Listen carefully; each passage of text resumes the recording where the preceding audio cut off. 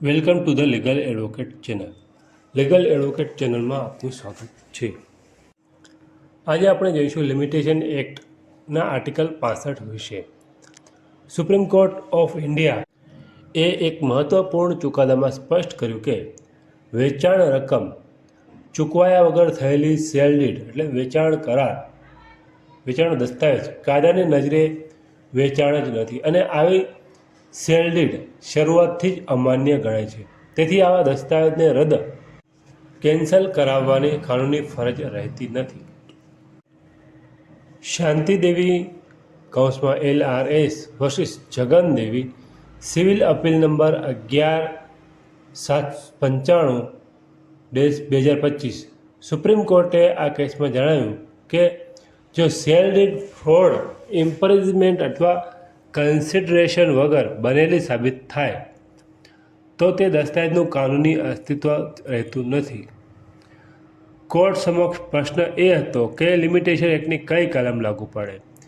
Article 59 કલમ 59 દસ્તાવેજ રદ કરવા માટે 3 વર્ષ કે કલમ 65 માલિકીના આધારે કબજો મેળવવા માટે 12 વર્ષની.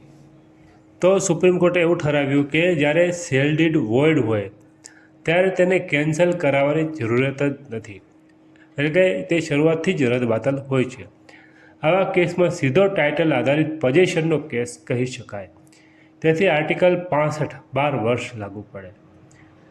આ કેસ સેલ ડીડ 1973ની હતી અને કેસ 1984માં દાખલ થયો, એટલે કે લગભગ 11 વર્ષ પછી પણ કેસ સમય મર્યાદામાં હોવાનું કોર્ટે જાહેર કરેલું. સુપ્રીમ કોર્ટે મહત્વનો સિદ્ધાંત આપ્યા જેમાં કન્સિડરેશન વગર સેલ ડીડ એટલે કિંમત વગર વેચાણ દસ્તાવેજ એ વેચાણ જ નથી. બીજું, ફ્રોડ અથવા ઇમ્પરિઝનેશનથી બનેલી સેલ ડીડ એટલે કે ફ્રોડ અથવા તો ખોટી પહેચાનથી બનેલી સેલ ડીડ વેચાણ દસ્તાવેજ શરૂઆતથી જ રદબાતલ છે. વોઇડ દસ્તાવેજ માટે કેન્સલેશન જરૂરી, એટલે કે જે રદ દસ્તાવેજ શરૂઆતથી જ રદ છે તેની માટે દસ્તાવેજ કેન્સલ કરવાની જરૂર નથી.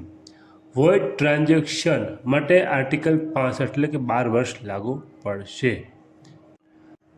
તો આજે આપણે જોયું લિમિટેશન એક્ટ 65 શેમાં લાગુ પડે છે, તો પોઝેશનનો કેસ હોય તેમાં, અને સુપ્રીમ કોર્ટનું જજમેન્ટ પણ જોયું.